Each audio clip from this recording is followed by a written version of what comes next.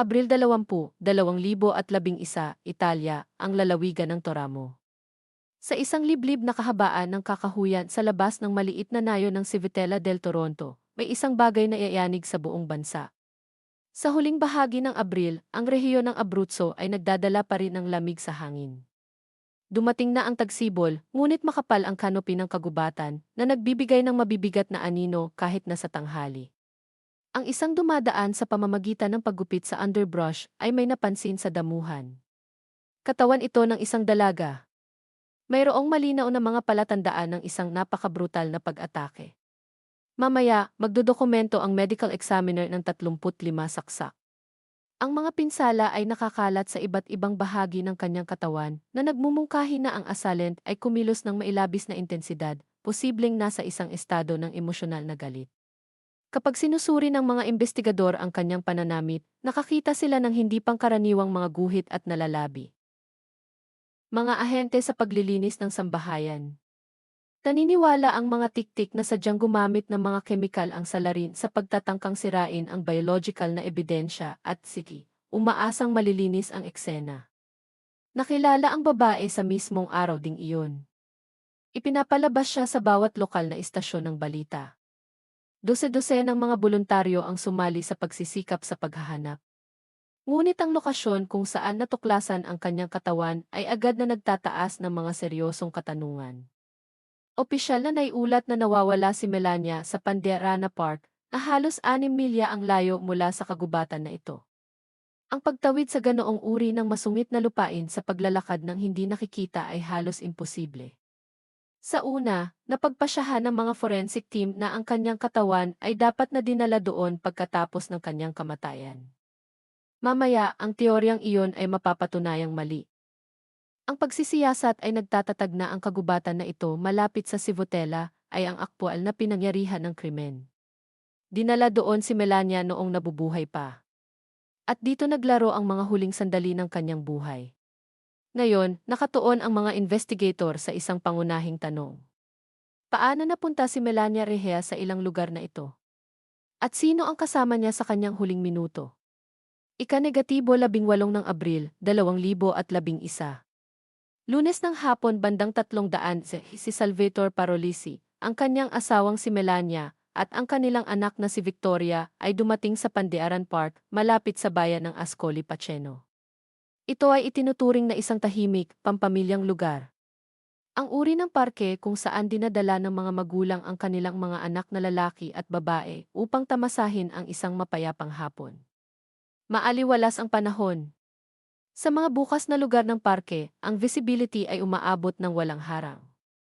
Ayon sa paunang pahayag ni Salvatore, ilang minuto lamang pagkatapos nilang dumating, sinabi sa kanya ni Melania na kailangan niyang lumayo sandali. Nagtungo siya sa isang maliit na gusali ng banyo na bahagyang nakatago sa likod ng isang linya ng mga puno. Lumipas ang 15 minuto pagkatapos ay 30. Nananatili si Salvatore kasama si Victoria. Pagkatapos ay sinabi niya na sinimulan niyang tawagan ang kanyang asawa. Nilalakad niya ang mga kalapit na trail, iniskan ang lugar, ngunit walang palatandaan ng Melania. Sa 400 nakikipag-ugnayan si Salvatore Parolisi sa mga serbisyong pang-emergency. Sinabi niya sa dispatcher na ang kanyang asawa ay nawala sa loob ng ilang minuto sa kung ano ang inilalarawan niya bilang isang medyo tahimik na bahagi ng parke. Mabilis na tumugon ang mga opisyal. Sinimulan nila ang isang paunang pagwawalis sa mga bakuran. Halos kaagad, ang mga investigador ay tinamaan ng isang nakakabahalang tanong. Paanong mawawala ang isang matandang babae nang walang bakas sa loob ng nakakulong na espasyo ng isang pampublikong parke? Isang lugar kung saan ang anumang hiyawan o halatang pakikibaka ay malamang na narinig. Sa gabi ng araw ding iyon, ang mga search and rescue team ay nakikiisa sa pagsisikap kasama ang mga ESHAM unit. Ang mga kakahuyan na nakapalibot sa pandiran ay pinagsusuklay ng mga organisadong grupo ng mga voluntaryo. Ang operasyon ay patuloy na lumalawak na sumasaklaw sa isang mas malawak at mas malawak na radius. Sa umaga ng ika-19 ng Abril, darating ang mga karagdagang unit sa pinangyarihan. Ang mga helicopter na nilagyan ng teknolohiya ng thermal imaging ay nagwawalis sa mga siksik na linya ng puno. Sa kabila ng laki ng paghahanap, walang bakas ng Melania. Walang personal na gamit, walang pisikal na ebidensya na nagpapahiwatig na nakapasok siya sa kakahuyan na nasa hangganan ng parke. Pinaninindigan ni Salvatore ang kanyang orihinal na account. Iginiit niya na ang huling beses na nakita niya ang kanyang asawa ay nasa landas patungo sa mga pampublikong pasilidad ng banyo. Ang balita ng pagkawala ay mabilis na nakakarating sa mga pambansang media outlet na nag-trigger ng malawakang pag-aalala ng publiko. Agad na nagtungo sa Ascalip Piceno ang pamilya ni Melania, kanyang mga magulang at malalapit na kaibigan para tumulong sa paghahanap. Hayagan silang nagpahayag ng pag-aalinlangan na kusang loob niyang iiwan ang kanyang anak na si Victoria at lalayo nang hindi sinasabi sa sinuman kung saan siya pupunta. Samantala, ang sitwasyon sa Pandearan ay nananatiling hindi nagbabago. Wala ni isang kumpirmadong nakita. Walang na-verify na bakas na naglalagay kay Melania sa parke na iyon pagkatapos ng ika-18 ng Agosto, 1981. Ginugol niya ang kanyang kabataan at mga taon ng pagkadalaga sa bayan ng Soma Vasuvana sa paanan ng Mount Vuvius. Pinalaki siya ng kanyang mga magulang sa isang sambahayan kung saan ang edukasyon at personal na paglaki ang mga pangunahing prioridad. Sa paaralan, mahusay siya sa humanities. Inilarawan siya ng mga guro at kaklase bilang disiplinado, matulungin sa detalye at tahimik na determinado. Matapos makapagtapos ng mataas na paaralan, nagpasya si Melania na ipagpatuloy ang kanyang pag-aaral sa Universidad ng Naples. Nag-enroll siya sa Faculty of Foreign Languages na nakatuon sa pagmaster ng Ingles at Pranses sa isang propesyonal na antas. Sinuportahan ng kanyang mga magulang ang kanyang mga ambisyong pang-akademiko na nakikita ang edukasyon bilang pundasyon para sa pangmatagalang pagsasarili sa pananalapi at panlipunan para sa kanilang anak na babae. Matapos makuha ang kanyang degree, nagsimulang bumuo ng karera si Melania sa industriya ng turismo. Ang larangan ay ganap na nakahanay sa kanyang edukasyon. Naglakbay siya ng husto, nag-explore ng mga bagong kultura, at nag-coordinate ng mga international tour group. Inilarawan siya ng mga kasamahan bilang maaasahan at lubos na propesyonal, isang taong alam kung paano kumonekta sa mga tao mula sa lahat ng antas ng pamumuhay. Gayunpaman, sa kabila ng kanyang lumalagong karera, ang pangunahing focus ni Melania ay nanatiling ideya ng pagbuo ng sarili niyang pamilya. Napanatili niya ang malapit na relasyon sa kanyang mga magulang. Madalas na bumibisita sa kanila sa kanyang bayan. Naaalala ng mga kaibigan na siya ay magiliw, madaling lapitan at lubos na nakikiramay. Pagsapit ng 2007, si Melania Ria ay isang tiwala na kabataang babae na may malinaw na tinukoy na mga layunin sa buhay. Naisip niya ang isang pangmatagalang relasyon na binuo sa paggalang sa isa't isa at nagbahagi ng mga plano para sa hinaharap. Sa panahong ito, nakilala niya ang isang karerang opisyal ng militar, isang pulong na magbabago sa takbo ng kanyang buhay. Sa kanya, naniniwala si Melania na nakatagpo siya ng matatag at maaasahang kapareha, isang taong tumugma sa kanyang pananaw sa isang secure na hinaharap. Ang kanyang buhay sa Suviana ay unti-unting nagbigay daan sa mga bagong responsibilidad at relokasyon na nakatali sa mga tungkulin sa militar ng kanyang magiging asawa.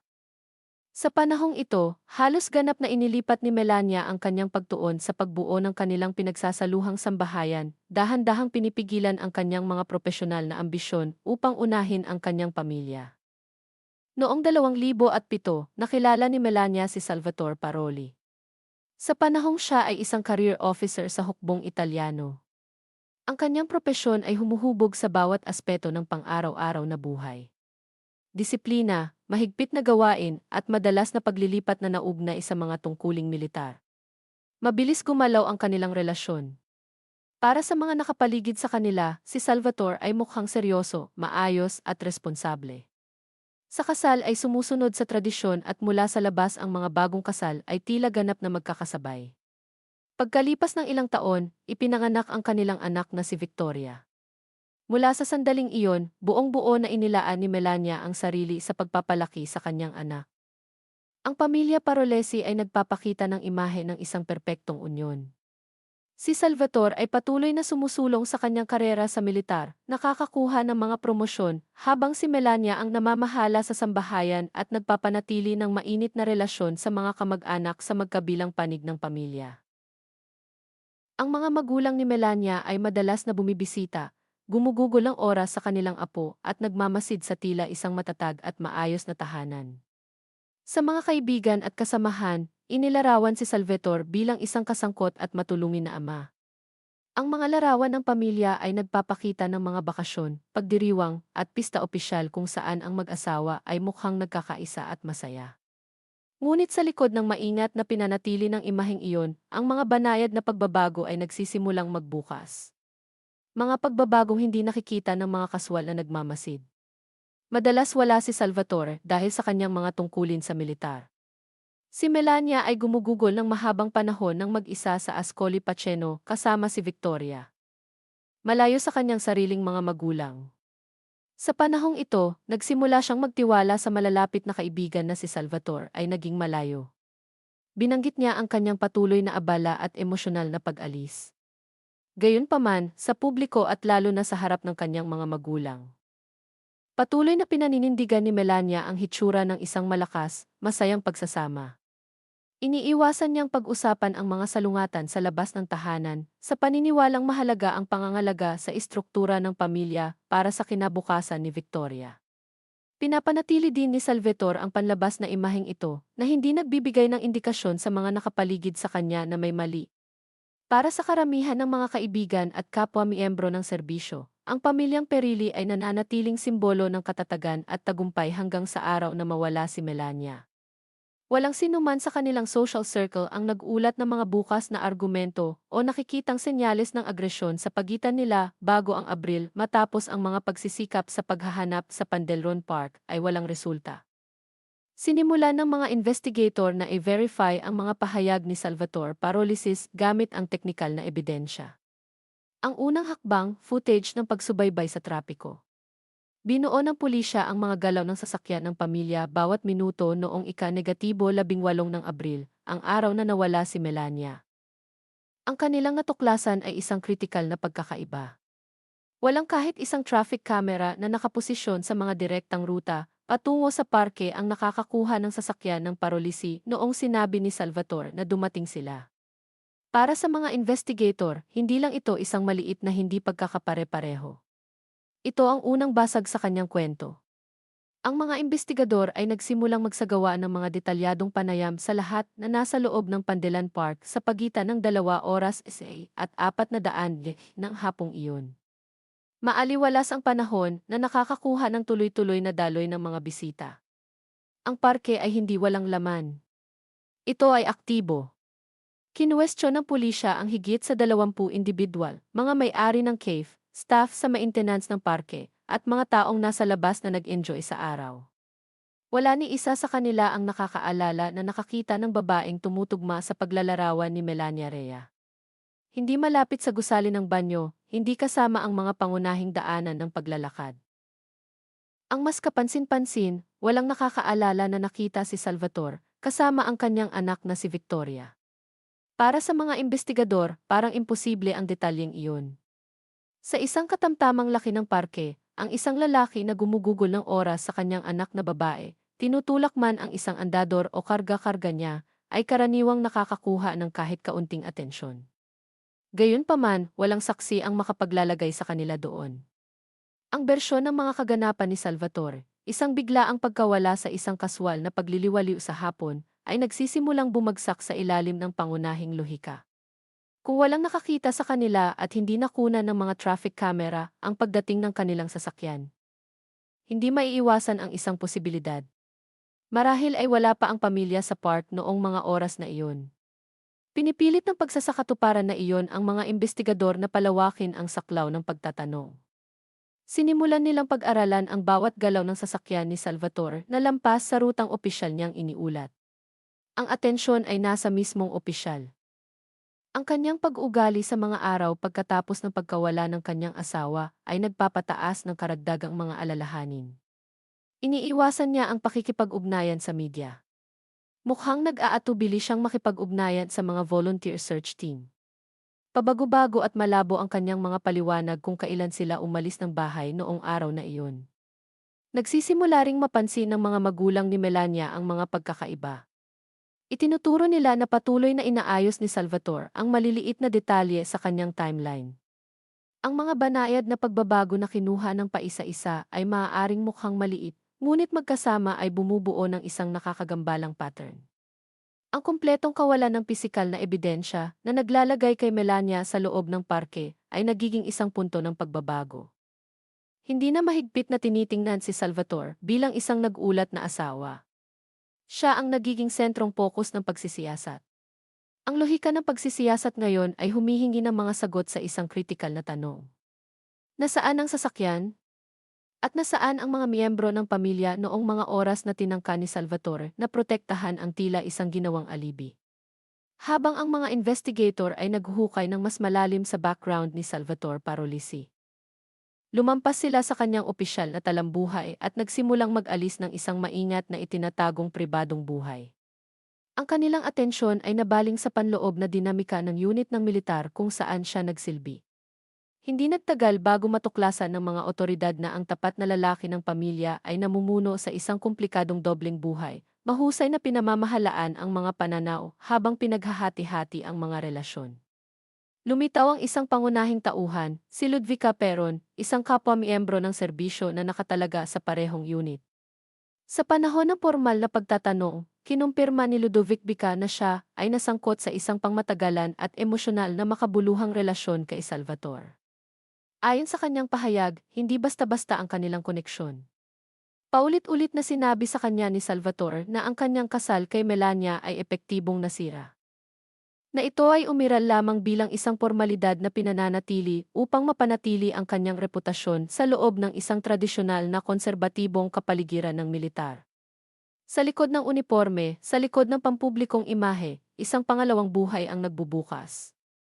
Sinabi ni Ludvica sa mga investigador na paulit-ulit na nangako si Parlesi na maghain ng opisyal na diborsyo sa malapit na hinaharap na binabalangkas ang mga plano para sa isang buhay na magkasama. Para sa mga taga-usig, ito ay nagiging punto ng pagbabago. Itinatag nito ang pagkakaroon ng isang seryosong personal na salungatan at isang malakas na motibo na itinago ni Salvatore kahit sa mga malalapit na kaibigan. Kasabay nito, kinapanayam ng mga detective ang mga taong malapit kay Melania. Kinumpirma ng kanyang mga kaibigan na sa mga huling buwan ng kanyang buhay, nagpahayag siya ng mga hinala tungkol sa pagtataksil ng kanyang asawa. Ngunit nang walang direktang patunay, iniwasan niya ang bukas na paghaharap na nag-aalala tungkol sa pagpapanatili ng katatagan para sa kanyang anak na babae, si Victoria. Ang katotohanan na ang ibang babae ay kapwa-miyembro ng serbisyo ay nagpapataas ng mga stake na nagpapakilala sa panganib ng isang malaking propesyonal na iskandalo. Nagsisimulang makita ng mga taga-usig ang mas malawak na larawan. Nasa ilalim ng dual pressure si Salvatore. Sa isang panig, si Ludovica, na humihiling ng mapagpasyang aksyon at isang hinaharap na magkasama. Sa kabilang banda, si Melania, na ang lumalaking hinala ay nagbanta na ilantad ang relasyon na posibleng sirain ang kanyang kasal at ang kanyang karera sa militar. Ang teknikal na pagsusuri ng aktibidad ng mobile phone ni Salvatore Parolisi sa araw ng pagkawala ni Melania ay tuluyang nagdismantle sa kanyang orihinal na bersyon ng mga kaganapan. Ang mga digital forensic expert ay muling buuin ang kanyang mga paggalaw gamit ang cellular tower data. Ayon sa kanyang opisyal na pahayag, si Salvatore ay nasa Pandelran Park kasama ang kanyang pamilya mula 2 na natili doon sa buong pagsisikap sa paghahanap. Ngunit ang mga tala sa pagsingil ay nagsasabi ng ibang kwento. Sa pagitan ng 100 ni at 300 ni, nakakonekta ang kanyang telepono sa mga cell tower na hindi nagsiserbisyo sa lugar ng parke. Sa halip, sakop ng mga tore na iyon ang kakahuyan na rehiyon malapit sa Civitella del Tronto, ang mismong lokasyon kung saan natagpuan si Melania. Higit pa sa data ng lokasyon, nakakakuha ang mga investigator ng access sa mga log ng tawag at history ng mensahe. Noong ika-18 ng Abril, sa parehong araw na inaangkin niyang ganap na nakatuon sa isang pagliliwaliw ng pamilya at ang agarang paghahanap para sa kanyang nawawalang asawa, si Salvatore ay tumawag sa Ludvica Peron.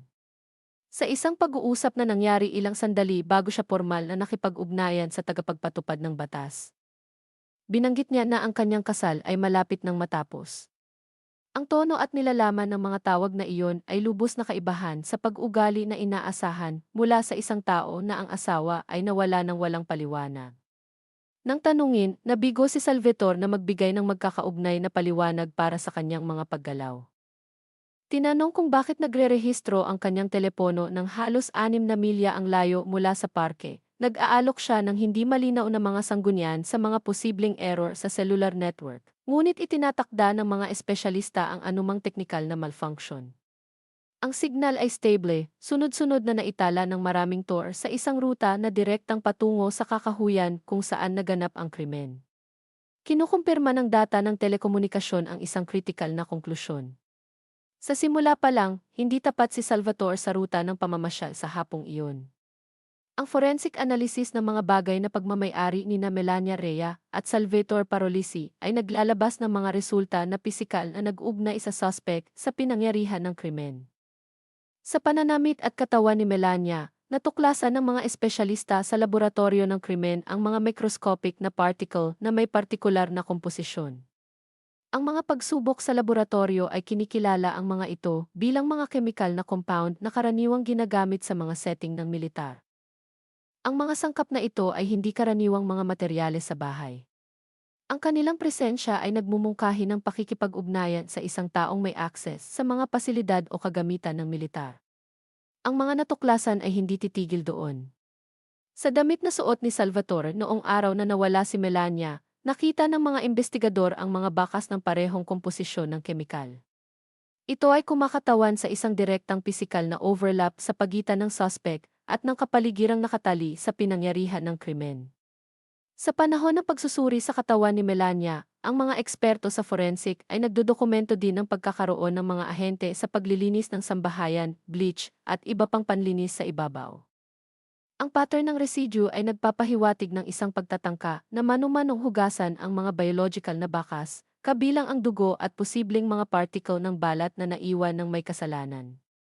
Ang ganitong pagsisikap sa mga punto ng paglilinis upang maging kalmado at magagamit na oras, na nagmumungkahi na ang individual na responsable ay nanatili sa lokasyon ng sapat na katagalan upang subukang alisin ang ebidensya pagkatapos na huminto si Melania sa pagpapakita ng mga palatandaan ng buhay. Maingat na sinusuri ng mga medikal na tagasuri ang 35 na saksak. Ang kanilang konklusyon ay nagsasalita tungkol sa likas na katangian ng pag-atake. Ang mga pinsala ay ginawa sa isang magulong pattern na may iba't ibang antas ng puwersa, ngunit sa loob ng medyo maikling time frame. Ayon sa mga eksperto, ang ganitong uri ng pamamahagi ng sugat ay pare-pareho sa isang biglaang emosyonal na pagsabog sa panahon ng isang malalim na personal na salungatan. Hindi ito katulad ng kinakalkula na katumpakan ng isang nagkasala sa kontrata o ang hiwalay na paraan ng isang serial predator. Sa halip, ito ay nagpapakita ng matinding emosyonal na pagsabog mula sa isang taong personal na nakakakilala sa biktima. Ang kawalan ng makabuluhang mga pinsala sa pagtatanggol sa mga kamay ni Melania ay nagpapahiwatig na ang pag-atake ay maaaring biglaan na hindi niya inaasahan ang panganib mula sa taong nakatayo malapit sa kanya. Pinagsama-sama ang mga microtrace ng kemikal at ang mga natuklasang medikal. Ang mga investigador ay nakakakuha ng isang matatag na konklusyon. Ang krimen ay naganap sa kagubatan at si Salvatore Parolisi ay may parehong pisikal na kakayahan at ang teknikal na pag-access na kinakailangan upang pahirapan ang mga pinsala at subukang sirain ang ebidensya pagkatapos. Sa ika-19 ng Hunyo, 2011, ang pagsisiyasat ay pumasok sa isang bukas at mapagpasyang yugto. Batay sa naipon na teknikal na data, mga resulta ng forensic, at testimonya ng saksi, sumulong ang mga otoridad sa pag-aresto kay Salvatore Parisi. Siya ay formal na kinasuhan kaugnay ng krimen laban kay Melania Rhea. Binabalangkas ng mga taga-usig ang pangunahing motibo, ang pangangalaga ng reputasyon at katayuan. Ayon sa kanilang teorya, nalaman ni Melania ang kanyang relasyon kay Ludvika at nagdulot ng seryosong banta na ilantad ito. Isang paghahayag na maaaring magbuwag sa kanyang karera sa militar at magtanggal sa kanya ng kontrol sa maingat na itinayong imahe ng kanyang buhay pamilya. Sa oras ng kanyang pagkakakulong at sa buong kasunod na mga paglilitis sa investigasyon, pinananatili ni Salvatore ang isang composed exterior. Lubos niyang itinatanggi ang anumang pagkakasangkot, iginiit na ang pagtataksil ay hindi batayan para sa isang krimen at sinasabing totoong mahal niya ang kanyang asawa. Ngunit ang kanyang mga pahayag ay patuloy na sumasalungat sa ebidensya. Hindi siya makapagbigay ng mapagkakatiwalaang paliwanag para sa cellular billing data. Hindi niya masagot ang pagkakaroon ng military-grade chemical compound na matatagpuan sa damit na konektado sa kanya.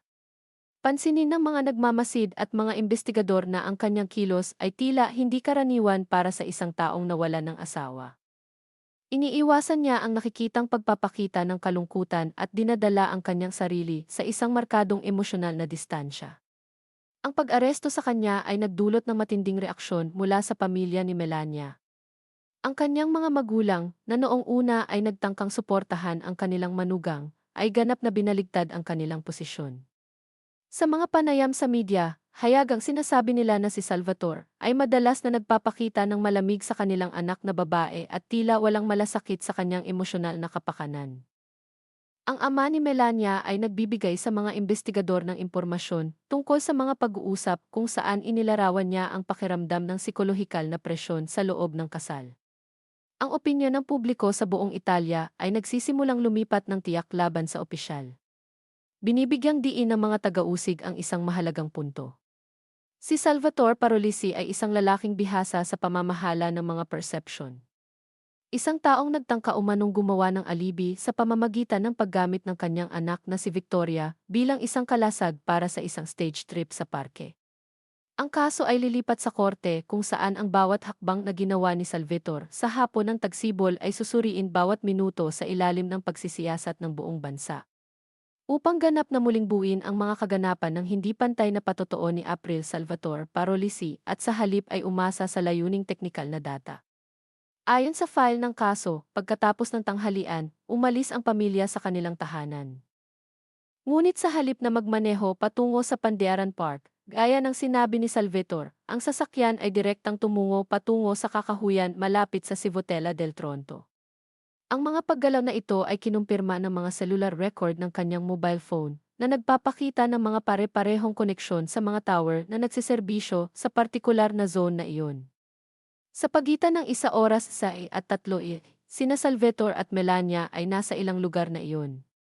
Ang mga investigador ay muling buuin ang pinaniniwalaan nilang sumunod na nangyari, isang huling paghaharap. Malamang na nalaman ni Melania ang mga bagong detalye tungkol sa relasyon ng kanyang asawa kay Ludvica Peron. Ang pag-asam ng isang nalalapit na diborsyo at pagkakalantad sa publiko ng kapakanan ay nagbabanta hindi lamang sa personal na buhay ni Salvatore, kundi sa kanyang buong karera sa militar. Ang pag-atake ay biglang naganap sa isang bukas na lugar sa loob ng kagubatan. Salvatore inflicts. Inilalarawan ng mga eksperto sa forensic ang pattern bilang isang kusang pagsabog ng galit na naaayon sa isang malalim na personal na hindi pagkakaunawaan na umuusbong sa matinding pagsalakay. Matapos ang krimen, tinangka umano ni Parolisi na itago ang ebidensya. Gumagamit siya ng mga ahente sa paglilinis ng sambahayan sa pagsisikap na maalis ng mekanikal ang mga biological na baka sa damit at balat ni Melania. Pagkatapos ay iniwan niya ang kanyang katawan sa kakahuyan at nagmamadaling umalis. Ayon sa muling itinayong timeline, humigit kumulang 6 na milya ang biyahe niya papunta sa Pandearon Park. Doon, tumutol ang mga taga-usig, sinimulan niyang itanghal ang hitsura ng isang kaswal na pagliliwaliw kasama ang kanyang anak na babae. Si Victoria, upang magtatag ng isang alibi. Sa 4 tumawag si Salvatore sa mga otoridad na nag-ulat na nawawala ang kanyang asawa. Sa buong panahong ito, nananatili sa tabi niya si Victoria na hindi namamalayang naging bahagi ng salaysay na sinusubukan niyang buuin. Ang paglilitis kay Salvatore Parolisi ay nagsisimula sa taglagas ng 2011 sa Toramo. Binubuo ng mga taga-usig ang kanilang kaso sa paligid ng 1 minuto by minutong muling pagtatayo ng araw na nangyari ang krimen. Ang pundasyon ng kanilang argumento ay ang kontradiksyon sa pagitan ng mga pahayag ng mga nasasakdal at ng layuning teknikal na data. Inilalagay ng mga record ng selular ang telepono ni Salvatore sa lugar ng Civitella sa kritikal na oras, hindi sa parke kung saan siya nag-claim. Ludovica Peron ang tumayo bilang saksi. Kinumpirma niya na nangako si Salvatore na iiwan ang kanyang pamilya at gumawa ng mga konkretong plano para sa hinaharap kasama niya. Inilalarawan ng mga itinalagang forensic psychologist si Paroli bilang isang taong maihilig na manipulahin ang mga pangyayari upang mapanatili ang kanyang katayuan at imahe sa publiko. Paatras ang depensa. Nagtatalo ang mga abogado na walang direktang ebidensya sa SA na naglalagay ng salvator sa ilalim ng mga kuko ni Melania. Hinahamon nila ang katumpakan ng pagsusuri ng cellular billing at nagpapakita ng mga larawan ng pamilya na naglalarawan sa kanilang kliyente bilang isang binubuong opisyal ng militar at isang tapat na ama. Gayunpaman, iniugnay ng chemical forensic analysis ang mga particle na matatagpuan sa damit ni Salvatore sa mga substance na natukoy sa katawan ni Melania. Ang pang-agham na overlap na iyon ay nagiging mahirap na balewalain. Noong Enero 2012, hinatulan ng korte na nagkasala si Salvatore Parisi sa paggawa ng krimen laban kay Melania ng may partikular na kalupitan. Siya ay hinatulan ng habambuhay na pagkakakulong. Iniutos din ng hukom ang pagwawakas ng kanyang mga karapatan ng magulang. Si Victoria ay inilagay sa legal na kustodya ng mga magulang ni Melania. Nakikinig si Salvatore sa hatol ng walang nakikitang emosyon, patuloy na itinatanggi ang anumang pagkakasangkot sa pagkamatay ng kanyang asawa. Pagkatapos ng paunang matinding sentensya, mga taon ng nakakapagod na apela at mga legal na hamon ang sumunod. Sa pagrepaso sa kaso, pagtatanong kung ang aksyon ay malamig na pinaghandaan.